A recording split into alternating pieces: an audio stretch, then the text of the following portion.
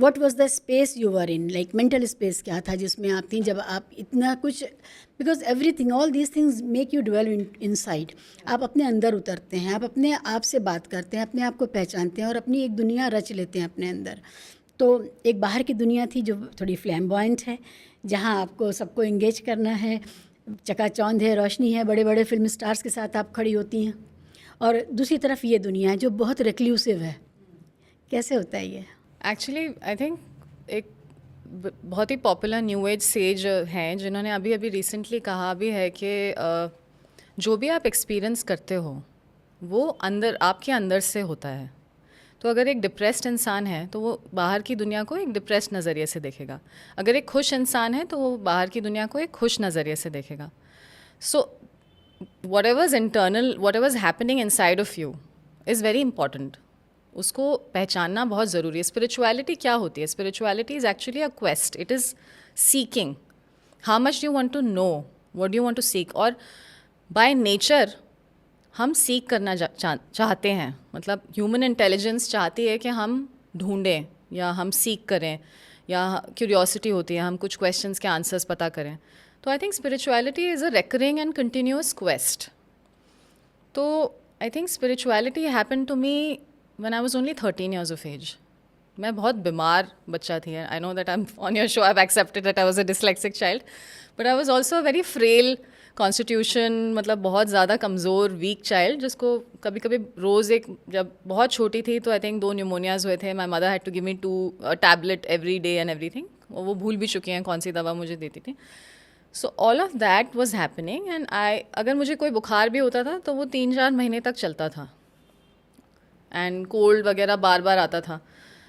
सो eight 30 immunity down थी। Immunity बहुत down थी, और उस ऊपर से मेरी ग्रैंड मदर जो थी वो बोलती थी कि इसको थोड़ी और दवा दे दो, वो ठीक हो जाएगी, because in her mind it was like बच्चा बस जल्दी ठीक हो जाए। सो वो अलग इम्यूनिटी ख़राब कर रहा था, but all for love only of me. But she also didn't know कि where to put a full stop और whatever. She had a lot of love for me, तो वो ऐसे करती थी। पर अब क्या हुआ कि जब 13 ईयर्स की एज में मैं आई और मुझे फिर बुखार हुआ एक दिन, तो उस दिन मैंने डिसाइड किया कि अब अगले दिन I want to wake up sans the fever, ये बुखार नहीं होना चाहिए या ये नहीं होगा।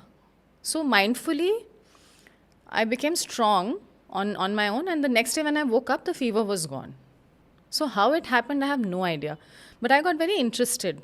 बहुत ही इंट्रीगिंग लगा मुझे कि ये अगर हो रहा है तो कुछ ना कुछ माइंड कर रहा है, या मैं खुद कर रही हूँ, या मेरा इंटरनल प्रोसेस या मेरा माइंडसेट मैंने कुछ शिफ्ट किया है जिसकी वजह से ये एनर्जी चेंज हुई है। जैसे आजकल की दुनिया में बहुत सारे लोग मानने लगे हैं कि थॉट्स की फ्रीक्वेंसी से आप चीज़ें क्रिएट करते हो, मैनिफेस्टेशन, लॉ ऑफ अट्रैक्शन। तो वो सब तो मुझे उस वक्त पता नहीं था। ये जो हमने सीक्रेट मूवी देखी है या जो आजकल बातें चलती हैं which people not only find fascinating, पर लोगों को लगता है कि हाँ सच है, हम मैनिफेस्ट कर सकते हैं। एक्चुअली सबके पास कोई ना कोई ऐसा तजुर्बा होता है, वो नोटिस ना भी करे या कभी नोटिस भी करते हैं कि अरे ये कैसे हुआ, ये कैसे मैंने कह दिया, या ये मैंने सोचा था ये कैसे। तो बहुत सारी चीज़ें ऐसी होती हैं, अगर आप उसको नोट करने लगें तब आप उसका कोई सेंस बनाने लगते हैं, एंड यू रियलाइज़ कि जितना आपके 5 सेंसेस के अलावा भी कोई सेंस है जो आपके अंदर मौजूद है। अब उसको आपने अनपैक करना है, उसको अप्रोच करना है और उसको निकालना है। तो हम सब अपना जो सेंस है, जो बोध है होने का, जो हमारा माइंड है, तो उसको हम अभी पूरी तरह अप्रोच नहीं कर पाए। हमने उसको पूरी तरह से इस्तेमाल करना नहीं शुरू किया है, और इस पर बहुत काम हो रहा है सारी दुनिया में। And that's why they say that you have to go within, because if you don't go within you will go without. तो अगर आप अपने इस क्वेस्ट के लिए आप इंटरनलाइज नहीं करेंगे, इंटरनली सीख नहीं करेंगे कि क्या है, क्या आप सोच रहे हो, क्या आपके थॉट्स हैं, आपकी थॉट्स क्या फ्रीक्वेंसी क्रिएट कर रहे हैं, कैसे आपको खुश होने से कुछ क्या मिलता है, वो सब जब हम नहीं अपने आप के साथ बैठ के थोड़ा सा सीख करेंगे, उस क्वेस्ट में जाएंगे जैसे स्पिरिचुअलिटी कहते हैं, तब तक हमें नहीं ये वाले जवाब मिलेंगे। और I think that's why the world is moving towards finding answers to these questions. And ये कहा भी जाता है कि when you ask the right questions, not questions like not superficial, like do you like fries with your hamburger, not those kind of questions, but questions which are more to do with the fact that why you're going through a certain feeling, what is happening to you, and why are you feeling dejected, why are you feeling super related, and I think दुनिया में बहुत सारी चीज़ें इसलिए भी होती हैं क्योंकि a lot of people are about suppressing other people, ये भी होता है। तो उसको भी स्पिरिचुअलिटी के नज़रिए से जब हम देखने लगते हैं तो हम पाते हैं कि we are all one. That's also a very, very profound thought of spirituality. When you start looking at the other person as yourself. Yeah, and then you destroy your fake egos and Exactly. So ego को destroy करना सबसे important और बहुत ही necessary goal होना चाहिए आज की दुनिया में.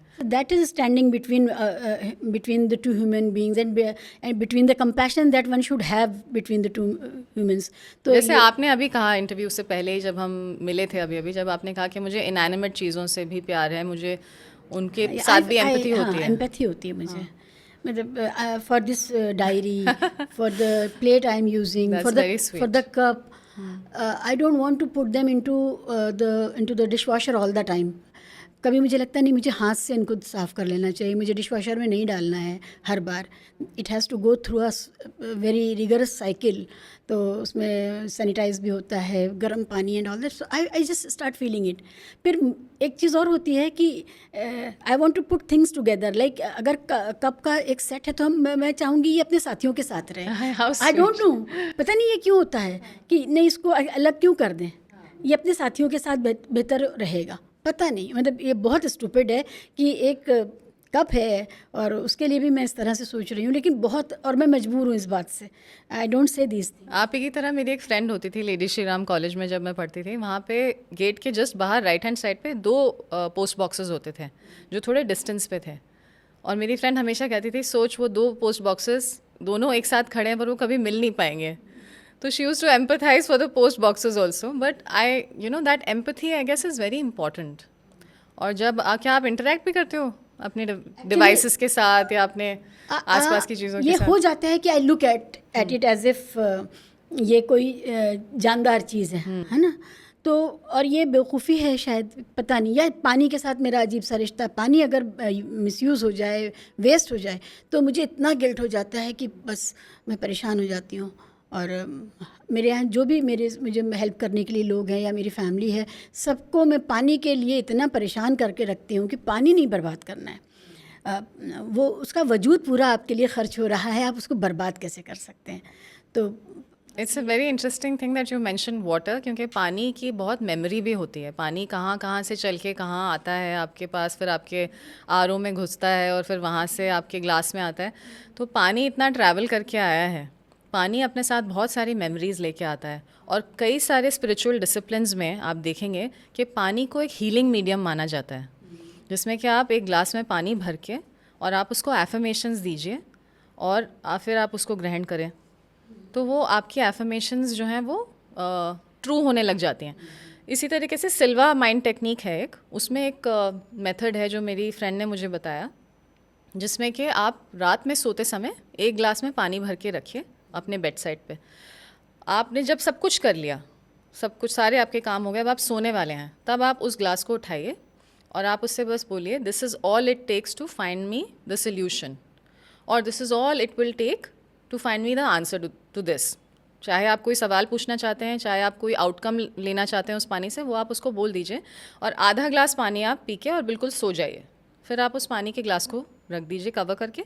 Next day morning when you get up, again you say the same thing, you hold the glass in your hand, फिर आप बोलिए this is all it takes to find me the answer to this और to find me a solution to this problem. फिर आप उस पानी को पूरा पी लीजिए एंड दैट्स इट.